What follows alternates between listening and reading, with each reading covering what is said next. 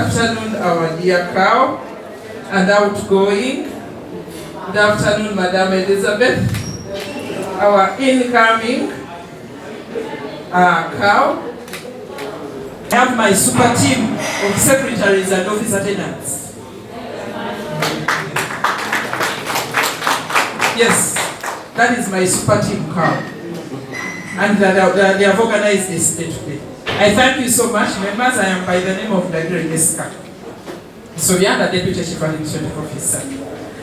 Today is the day that we have been waiting for.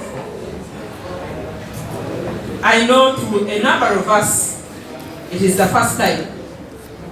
How many of us have seen such days where we are sending off our CAO to another level? Technical officers, not retired. He's raising up his hand, but he's a retired general. He's a retired general. How many of us staff have witnessed this before? We have been very anxious to see. The other is also coming closer. Otherwise, we have been disappointed if you have not seen any CAO retiring. I know you have been here for quite some time. We have been anxious. We are waiting to see what really happens when they are sending off. At first we thought by the time of the send-off maybe our CAO will be framed. I just want to go to the office and face but he has been energetic until now. And someone tries to know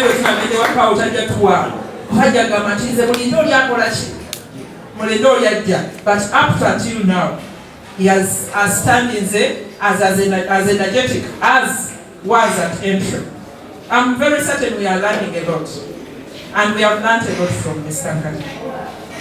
A lot has been said, but my summing up is the humility and the humbleness. That one, as Jessica, of the person of Jessica, I have learned it. That even in the times where the waves are that much turbulent, ngabali mukata kagende katosirisa kuchinala ngatugenda nga tuli kuchinala omulaba nga he's calm. And the calmness eri at that kikamanoga bae nikao pashola kakule ruchonyizemu nakutunulira bwati ati nawo ganoka bwati what CAO, I have learned that I have said it over and over that is one thing which chinasoko kuiga wetu ni shimunganya muna you must move ahead. And I'm very certain a number of you administrators which is it because you come here baba nyokujango labani no mundu inanzi kimekenda that's skenda kudai and the person walks out of the office in outside. Another one is dealing with different characters. We have special characters, you mentioned about them. We have our friends under depression. Somehow, bagenda connecting up with the other side. Bagenda a doctor. But CAO has been calm with them. And they plan. And when you talk to them, and they don't even call him CAO.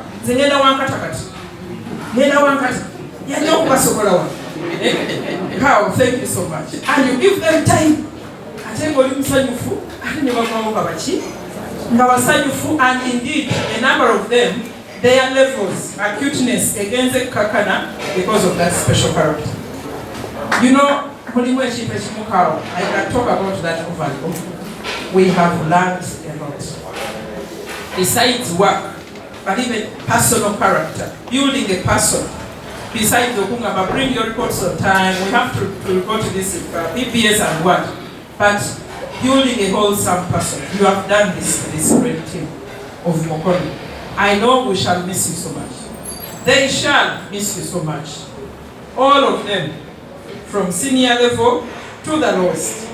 They will always miss you, and I hope and pray that your phone will still be open. Even as you go into retirement. You will become more senior. Nalongo, please, we shall continue gathering CAO at any time of that. Communications are CAO. How many have noted when CAO communicates? The time. Diana. Diana is immense. No. Diana, when does CAO communicate? 3 a.m. 3 what? 3 a.m. Okay, we have a meeting, we have TMM, and you wake up in the morning, that one teaches us that every time we are at service, and indeed the CAO so says that a number of these CAO will communicate. A number of WhatsApp, a soccer group whether CAO has made any what? Any communication, and also sharing those circulars. The error is coming at that time at 3 or 4. That is when these circulars was when does the CAO sleep? None of it. But it was very important. It was teaching us that that is a time to think. And indeed, CAO had our institution at heart. That if someone wakes up at that time, now where's a message about your institution? Enough part that institution in that that one has that gold. And also thank you specifically for the kind words you have said about me.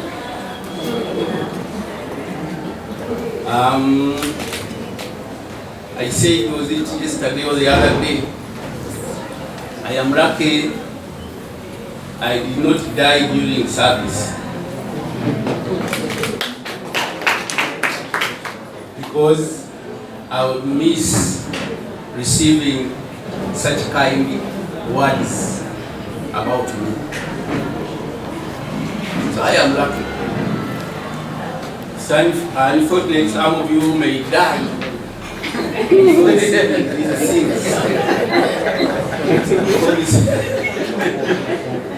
before receiving such compliments. I'm lucky and God has done it.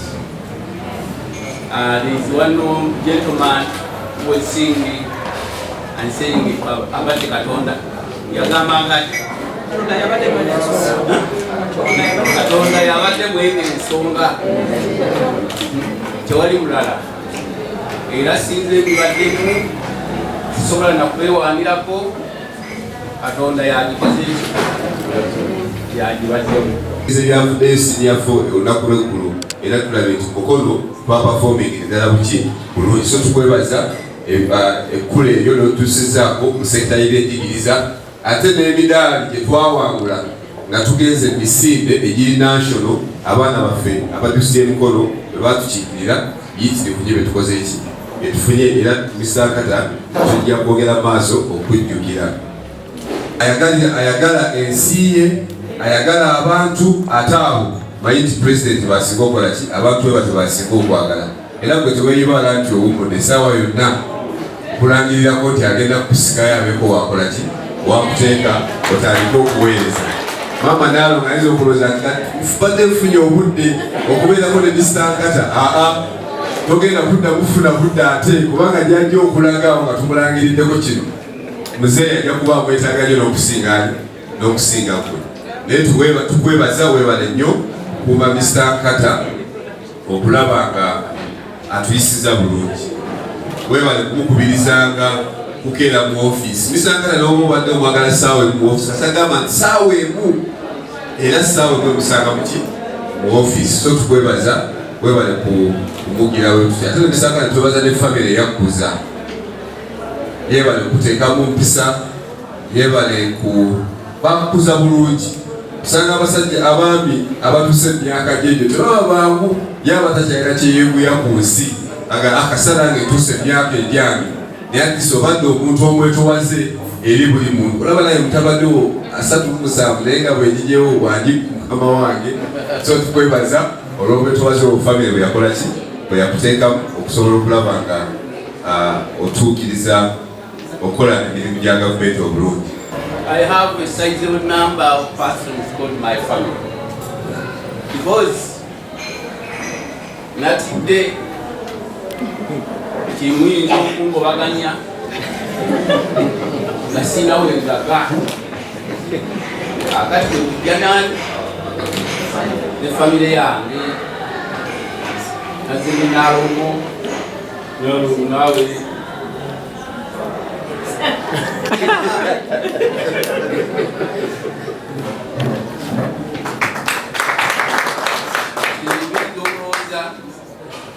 inzira y'okusula bubi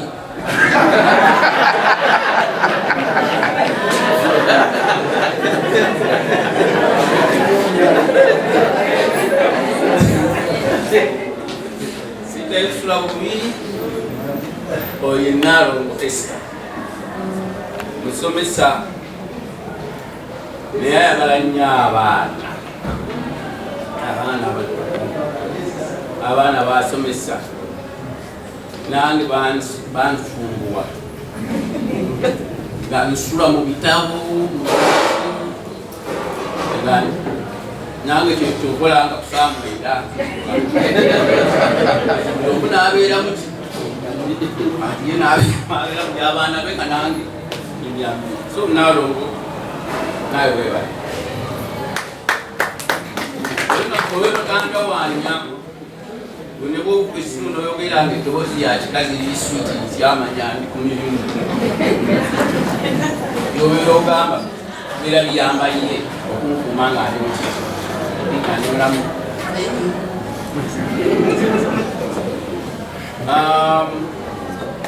nabe alo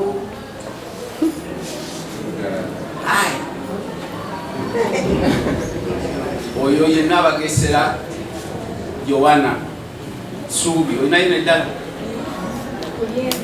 kulyenvu olabye oyo ye muwala wange muwala waffe muwakanamu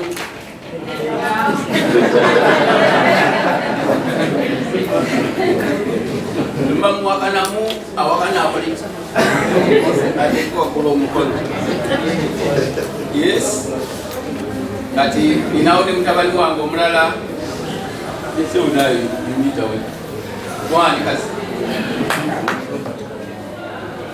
Robert Kakembo naye mutabani wange wabadde balowooza ndi muto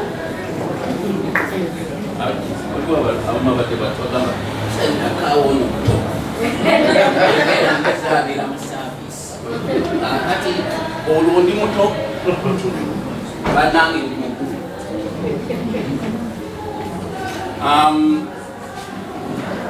nawo ne muwala wange omulala Justin Nakagwa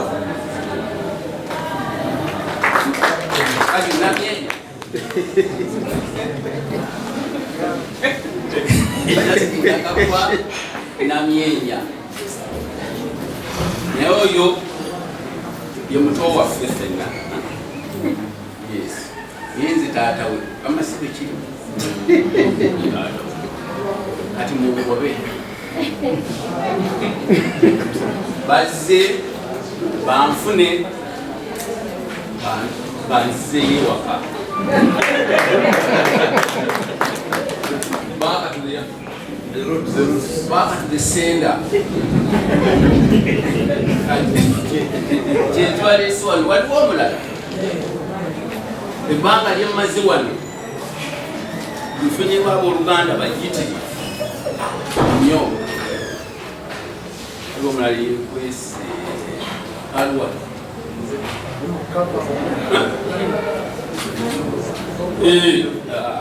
Kasagga oyo nabiri amala nafuuka ki mutabani wange yafuuka mutabani wange nerijja ninawe oyo naye yamala nafuuka muwala wange waliwo Margaret oyo naye akati wekityo bwe tuli atanjagala kasukangwe mwabo the people of Mukono district. Today Friday the 10th of February 2023 is my last opportunity to address you in the capacity of a Chief Administrative Officer, one of Mukono and two in Uganda. On Monday 13th of this month, which is next Monday, I will be 60 years old, which is the mandatory retirement age of civil servants in Uganda. I'm glad and I'm grateful to the Ministry of Local Government, to the government of Uganda, to my Deputy Chief Administrative Officer, I'm grateful. To my technical team of heads of department, I'm grateful. To all of those that have served with me, including also my political leaders, I am grateful.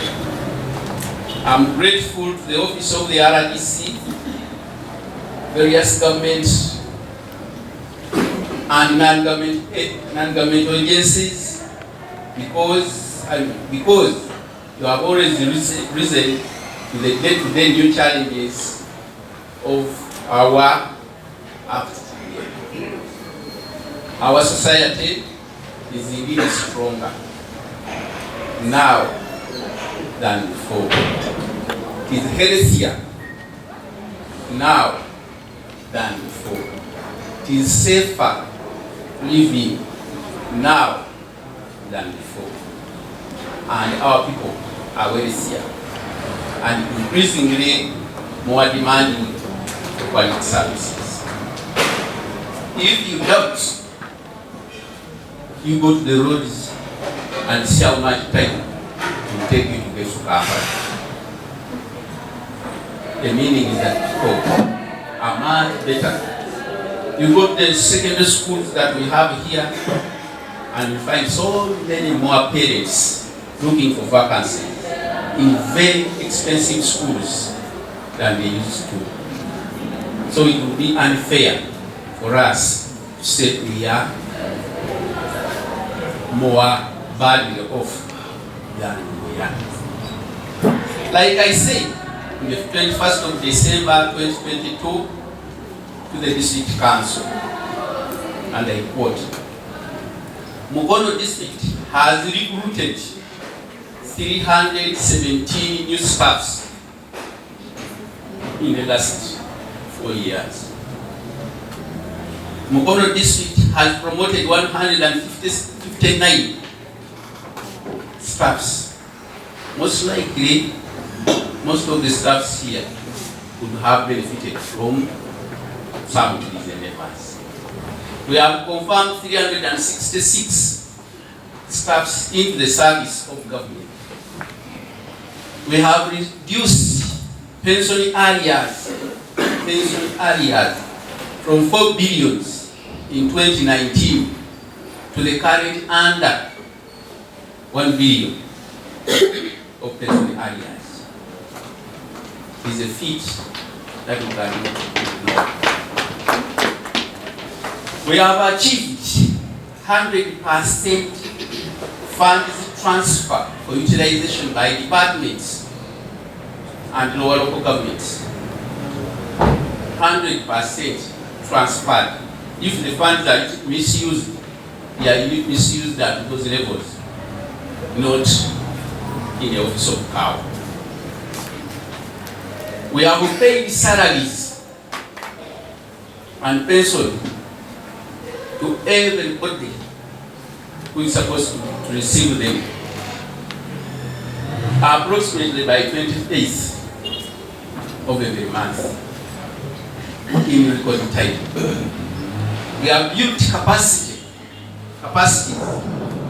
of our political leaders. You know, when they are new, they have too many expectations, and their work methods are more aligned to where they are coming from than where they have come.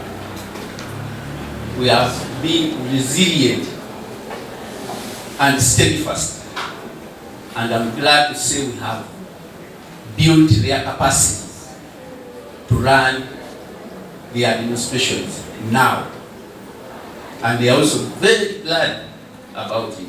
That's why they continue talking about it. Honorable Ganza said, when we are new, maybe we didn't understand. Maybe you also didn't understand us. But we have built their capacities, and they are now more confident about the work they do than before. We have met all planning timelines and have not lost any litigation case in the last 4 years. And there are so many achievements. Incidentally, I told these people to publish for me a small booklet which shows some of these things that we have done. I'm Elizabeth Namanda, and that's the order of my name, Elizabeth Namanda. I didn't come here alone. I came with some members of my family. I came with my husband, Mr. Frank Walsh. I was also accompanied by my dear sister, Jane Nkata. I thank you very much for coming to attend this function. You've been patient. I came out briefly from the house of CAO, and midway the handover we were doing up there. They saw that people were already around and they were wondering, so I thank you very much for your patience. I know that you love Mr. Nkata so much. Actually, as different speakers talked about him, I realized that the shoes I'm supposed to fill are really big. But I pray that God will help me and guide me together with your support. Because like the Bible says, the mighty ones, I've changed it. The Bible says, the mighty ones don't win battles. They can only win battles with God. So I'm not being mighty, but God will be with me. I want to appreciate, first of all, to recognize Mr. Nkata. Mr. Nkata is a senior, was a senior CAO. Very senior. Before I became a CAO, he was one. He joined a little later than I in service. I joined in 1990. He joined in 91, just 1 year after me. I don't know where he delayed, I asked him. After the campus, I straight away joined the government, but he was rendering a service somewhere. So I appreciate him, but he became CAO ahead of me, although I was like, I joined before him. I appreciate him for the enormous work that has been mentioned here, that he has done. Thank you, Mr. Nkata. Thank you so much.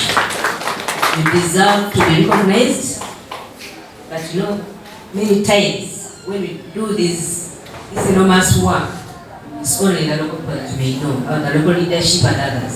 Sometimes our ministry does not, I stand to be advised, but our ministry does not recognize us that much. But people like Mr. Nkata really deserves a bigger. I'm not preempting anything, but this is my thinking anyway.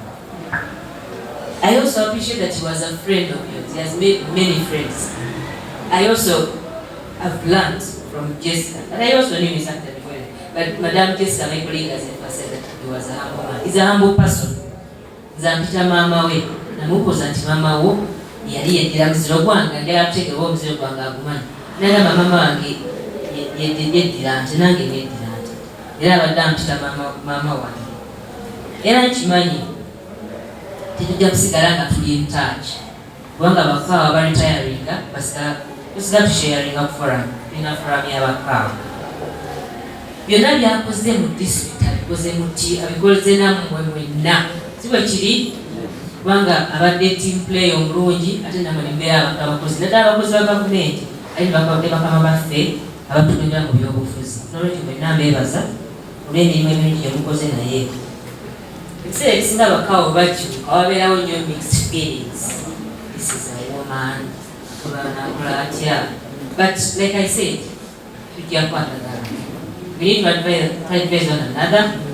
We have our leadership, the political leadership, who don't fear us when they tell us. They tell you, and I will take it in good faith. I will also take it in good faith. I want to be the now be passionate about service delivery. Above everything else.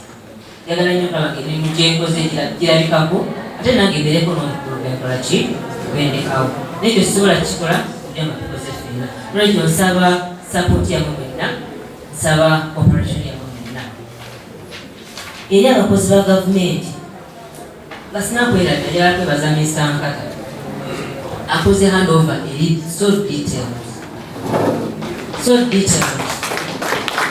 thorough. He took time to prepare it. Ye muntu are so committed to Jakura. He takes interest in every detail. So what did Jessica? Yes. So it will be very helpful. Your report in Jakuba and you refer every more not Palando report bad day. You're not going to so many details. Jan you pull out how it's not but really take time and I appreciate that. Anybody take any cognizance?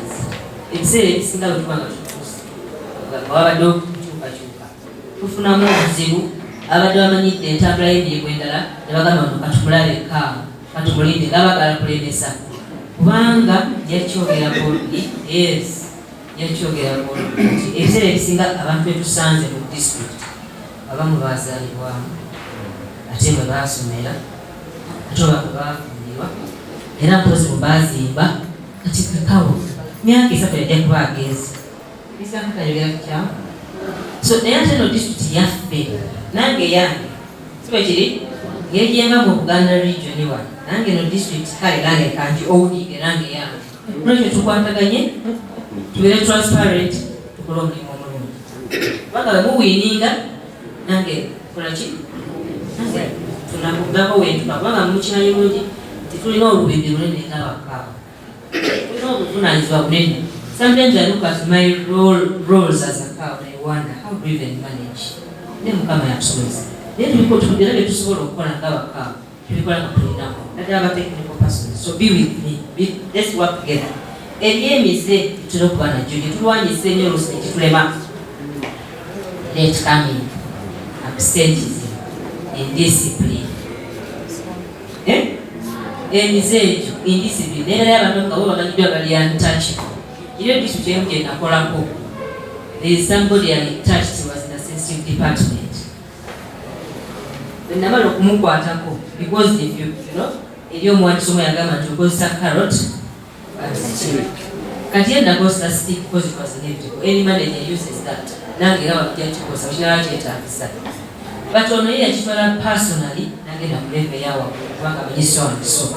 Naye tuteekeyo omutima okunyumirwa disitulikiti eno nti okimanyi omudde bwoba namuzadde muzadde akukangavula kubanga akwagala si bwe kiri so njagala corporation eno mwenda tujjagala tuyigaŋŋana babe ng'ebitamuze ebirungi ebirungi kubanga fena nanjagadde nnyo kuva wano kubanga tolya enjokulalo simanyi walina abalyenkanawa kubeera nga manyi abeerako kyenkoze Mr. Nkata ayogedde ebingi ebisigalidde okukola sinza byogerako kubanga ebisinga yeetaaga funding yesimanyi nebabeere bo balinda. I can only pledge my support to my political leaders. I can only pledge commitment to duty, and I can also pledge cooperation with whoever I work with in my office. Njagala kusaba Mukama ayakulembedde ffenna sijja kugera bingi kubanga ebisinga Mr. Nkata yabadde amanyi Mukono yabalaateko byogera tujja kuba tukwatagana tujja kuba tusisinkana wabeerawo ebintu ebitera okuba nabyo buli lunaku tulako tuba ne meeting zaffe tukizimanyi tubeera ne technical planning committee tubeera ne TML n'ebintu byonna nabyabadde n'enkola zonna zabadde ategeezako okukola osanga nange ejja kwongera okuboreka leave from him okozesa the well-known strategies that we use to manage. So kyekyo sagala kugera bingi naye nkusaba bagamba nti awavudde taata awavudde mukwano gwange wazzeewo nze sijaga nti ndi maama Mama kantianza to kwanza inze ndi hamu sagala kwetu diikiriza I don't want to be preemptive presumptuous because a mother should be motivated that she's a mother, isn't it? Kita pale mama wangu ali biological your mother nega I don't know why it is like that. I don't want to be but pia pale wana ruomruji wa disutera weba lenye kumpuniza pozi nenye nyagala ukona kuona hiyo msela kusikiza sema kao tulinga ngokojera wale koko banga kamunyabera wale nasirengera kati wogo kude mu district babasomeramu oyali bino ali biri. Don't be biased, because yes, thank you very much. It is here, Mr. is a son Salongo James Nkata Banada ne mama Nalongo and the family members. Simanyi lwaki bulijjo tetukulita Salongo. It is news. Simanyi omusajja muganda azaala balongo ne basigala nga bamuyita Mr. Ekya Mr. kimuvaako n'ava okubeera common person n'afuuka omu ku batono. Kubanga olaba DPC prisons oyo anoonyeza abalongo bamubuzi. Omwami Kalumba anoonyeza abalongo bamubuzi. Oli Salongo? Aye lwaki tebakuyita? Mwesigwa b'entuume. Naye ono be yabazaalamu tumulabye. Abalala babazaala mu bantu be babakweka ku poliisi. Kakati ow'ekitiibwa Salongo wakati mu ffe agenda sebo bitubeena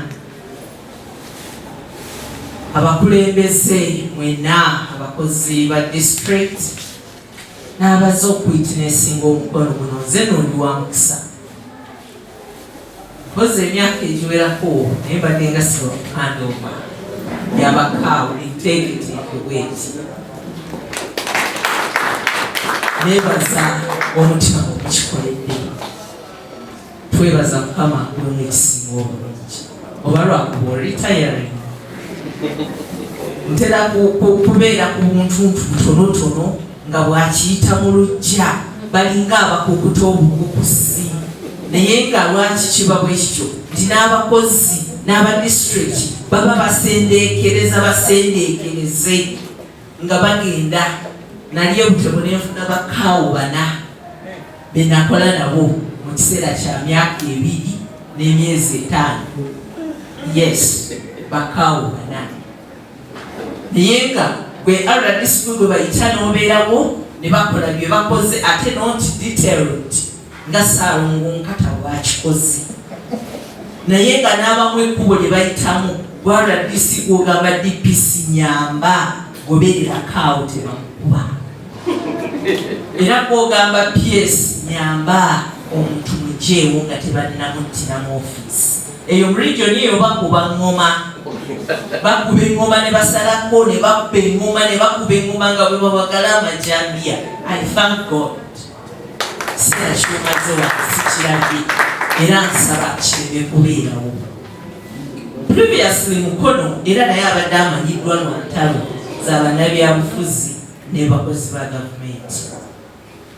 Yes, ngera nabo bagenda nga bakoze handover naye nga teri peacefully ng'eno bweri organized. We thank God. Tusaba tulabe kino ebbanga lyonna erisigadde. Elizabeth Namanda nze I trust ladies by the way. Badde walingwa odonga agamba mutusazeeko nembagamba affirmative action bwe yajja temukyalina gye mutudda ate kati ffe tusinga obungi ekyokubiri tweteze ate tuli benteefuteefu okuweereza. Nolwekyo nze I trust you. Nze I trust ladies. Nkimanyi ffe kasita otugambako tutereera mangu era nkakasa ekkubo lyasanze Mwami Nkata nga lyayiseemu naye bw'anaaliyitamu tewali buzibu. Eno Mukono mpya, Mukono yakulaba bigenda mu maaso, si Mukono yakutunulira byemabega. Twagala kulaba bitugattako tukooye okulaba ebitulwanya kuba tewali kyetulwanira wabula twagala Mukono ku ntikko, twagala Mukono emasaamasa erina ebintu bye twandibadde tufuna nga naye offices zonna zikwataganidde wamu okulaba ng'ebintu ebyo tubifuna. Kyala Namanda, saagala kugamba nti olina challenge, lwaki ogirina? Era Mukama bw'atyo bwe yateeseteese nti era gw'ojja okuddira Nkata mu bigere, naye Nkata ng'alina kyalese emabega. Kaali kaseera kazibu nnyo ak'okufuna district ng'erina 75% opposition nejja, naye nga mwami Nkata alina okubeera nabo era alina okukola nabo era nga tulina okukola ne plan eya gavumenti. Buli omu yalowooza tekijja kusoboka. Team formation nga mwena aba administrators bwe mugimanyi teyali nnyangu, kyali kiseera kizibu nnyo, naye twebaza olw'obwetoowazeemu, olw'okusengejja kw'olina, olw'okuwuliriza okulungi, olw'obuntubulamu. Nkakasa n'enkuza ate ne twebaza omukyala omugumu akubadde emabega. Yes, gwe ne bw'onoonyeenya omutwe, kimanyi bw'onoobeera ng'oli stressed nga n'emabega eryo stressa tojja kusobola kutegeeza. Naye because she has been there and she has stood with you, ebyo byonna twasobola okubimaliriza. Kati tukola emirimu with 75% opposition, naye ng'emirimu mu Mukono kitambula. Era n'abantu ne bategeera nti oboolyawo ebyo bye balowooza nga bajja in leadership si bwe biri, bye balina okukola okukwatagana n'abakozi ba gavumenti emirimu kigende mu maaso. I thank you so much. The team, the opposition, naye ng'erina okukolera mu gavumenti eri mu buyinza. Nga CAO bw'abadde awaayo ebitabo by'awaddeyo, awaddeyo bingi mwena mu biwandiise, naye awaddeyo plan ne manifesto ey'ekibiina ekiri mu buyinza. Ekyo kyokka kye kitugayidinga era mukirabye nti si ffe ba RDC oba si office y'NRM, naye gavumenti ya wakati eyaweebwa emyaka 5, ekyo kye kimu ku bisumuluzo mwe bayimirira okukola emirimu.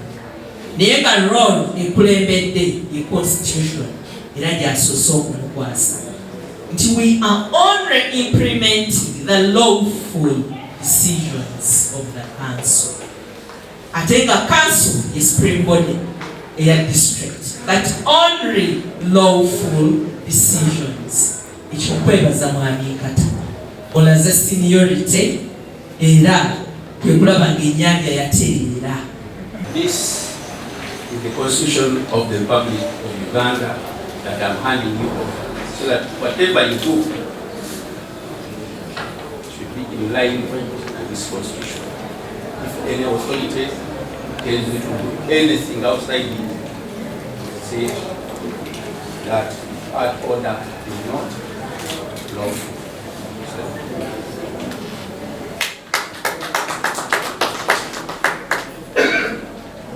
From that constitution, we have what they call the Local Government Act, which is the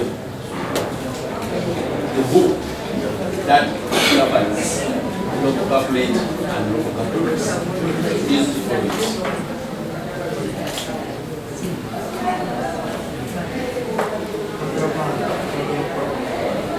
Every time people have been referring to the standing orders, incidentally some of these people have never seen standing orders.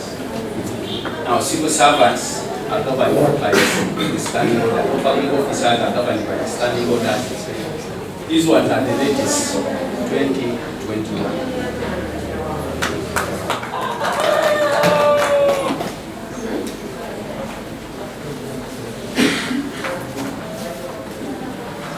Be the head of public service in the district, and in the district we have staff. This one is the list showing all the staff of the district.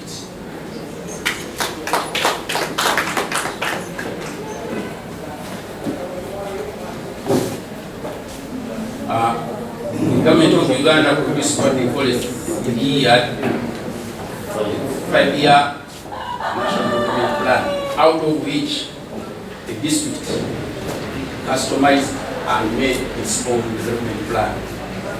This development plan will lapse in 2025, and you remember in 2026 you will have elections. You move out of it at your own risk.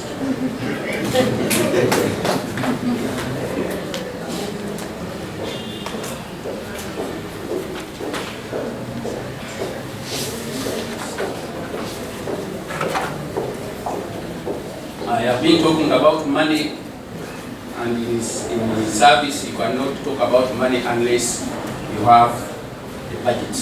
These are the approved estimates for 2022, 23 for your further actions.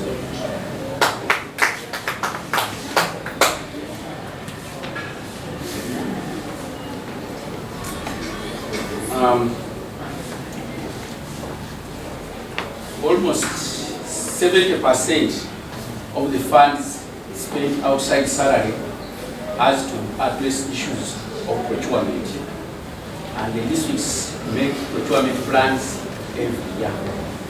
Now this is the draft procurement plan, because the final procurement plan is contained in the system called e-procurement for your further actions.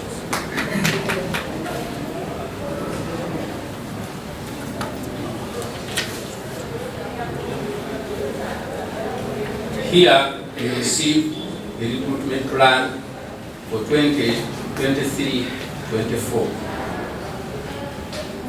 It's this plan that you will use as a basis to ask for more money to recruit next financial year.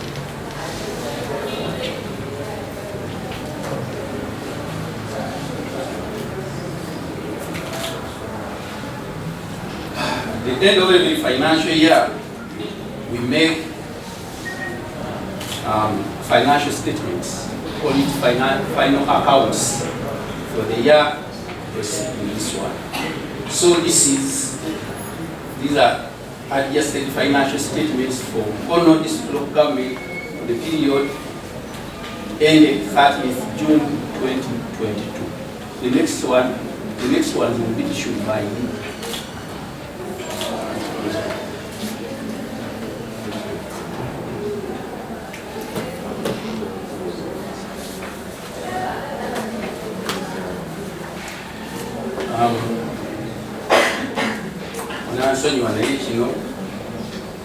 We are implementing the NRM manifesto. Everybody is implementing the NRM manifesto. So please, this one is the implementation strategy matrix for NRM manifesto for this period.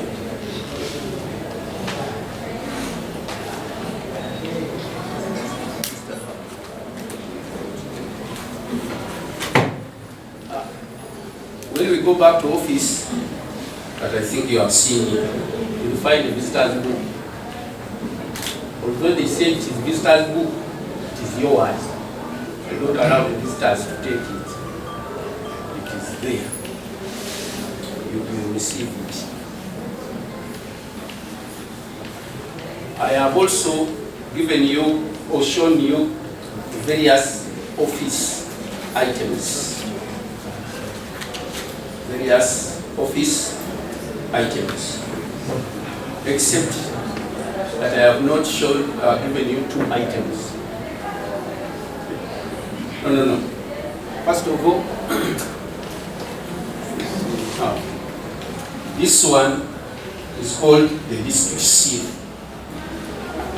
For some time now, people think that the stamp is the one that gives you the authority. It is this seal.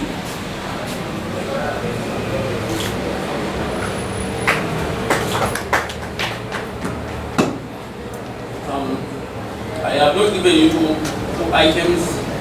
One of them is called Lillian. Come. Yes. Lillian had been my personal secretary. The personal secretary, wow. I've been the personal secretary. Wow. Come around so that you.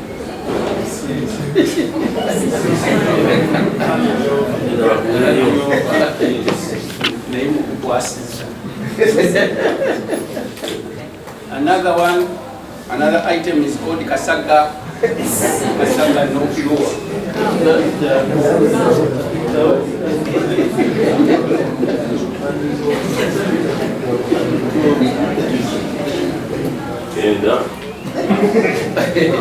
That one has been the driver to CAO, and he has the keys to the vehicle of CAO. So you can go back. You never say you got water.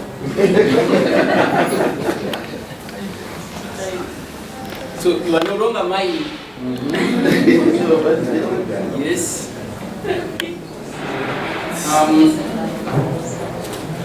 Another thing are the minutes of the district executive committee.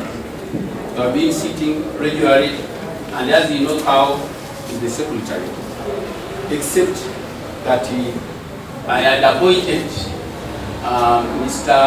Kamara to be the minutes secretary. So it's up to you to return the minutes to him or to take the minutes yourself.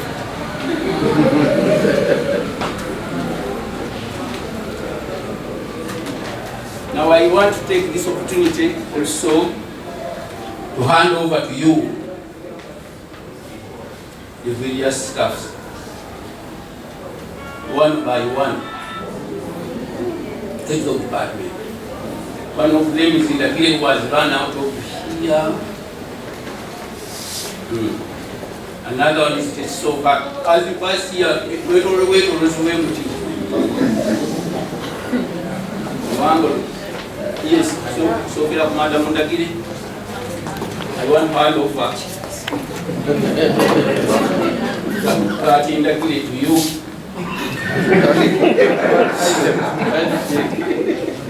I want you to assist her. I'm praying that you assist her to come through. She's due. Patita Kozevi, Ate, while you look at Katu Sasoro Maniga station in Mukono. Then you have Margaret.